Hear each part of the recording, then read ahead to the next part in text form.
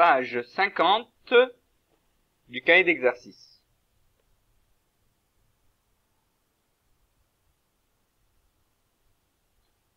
Entoure toutes les lettres finales muettes.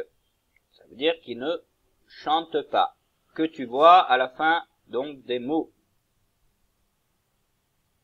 Dans ces deux lignes de mots, ici, toutes les lettres muettes finales.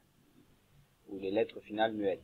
Et ici, dans les deux phrases qui se trouvent, regardez, majuscule, majuscule, point, point, qui se trouvent à la fin du premier exercice.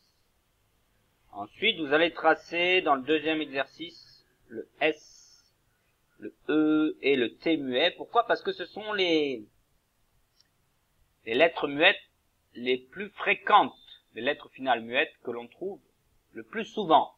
C'est souvent le S, c'est souvent le E, c'est souvent le T qui se retrouve à la fin comme lettre finale muette. La plupart, ce sont ces trois. Il y en a d'autres, hein, mais souvent, ce sont ces trois-là. Donc, on va tracer le S muet. Là, on va zoomer un petit peu plus, comme ça, vous voyez bien. Voilà, là, c'est mieux. Donc, le S, que fait-il, le S? Il monte, il part de la ligne support, la grosse, ici. Il monte jusqu'à la première interligne, il tourne, il fait sa petite boucle, il redescend. Et il tourne et il revient sur la ligne support. Ça, c'est le S. Le E, pareil, on peut partir du milieu ou de la ligne support. Entre la ligne support et la première interligne, on monte jusqu'à la première interligne, on tourne dans le sens inverse des aiguilles d'une montre et on revient sur la ligne support et on repart. On fait la petite boucle petite queue qui sort du E pour attacher une autre lettre. Ensuite, vous avez le T, T muet.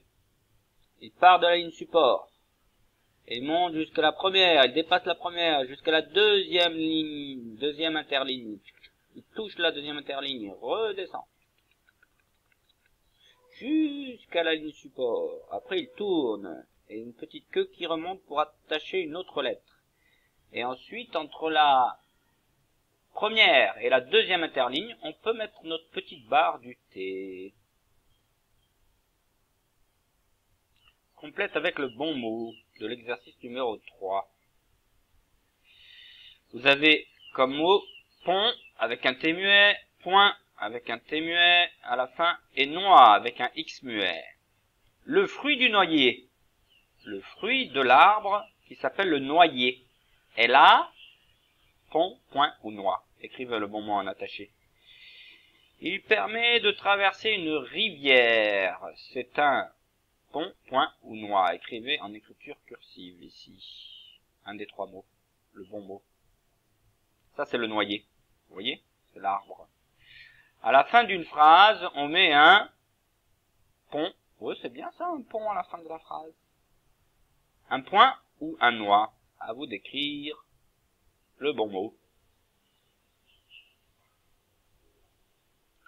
Entoure la phrase qui correspond au dessin, puis recopie-la dans le quatrième exercice. Regardez bien le dessin, on va zoomer comme ça, vous voyez bien ce qui se passe sur le dessin. Regardez, vous voyez les trois amis. À quoi jouent-ils? Là, vous voyez? Donc on lit les deux phrases, vous devez en entourer une seule, qu'une seule, hein, et la recopier ici en attaché. Sur la ligne support, là, en attaché avec la majuscule au début et le point à la fin de la phrase. Qu'est-ce qu'on a comme phrase? Ludo fait une course avec Samy et Léo. Ici. Ou Ludo joue aux billes avec ses copains. À vous d'entourer, puis d'écrire la bonne phrase parmi ces deux.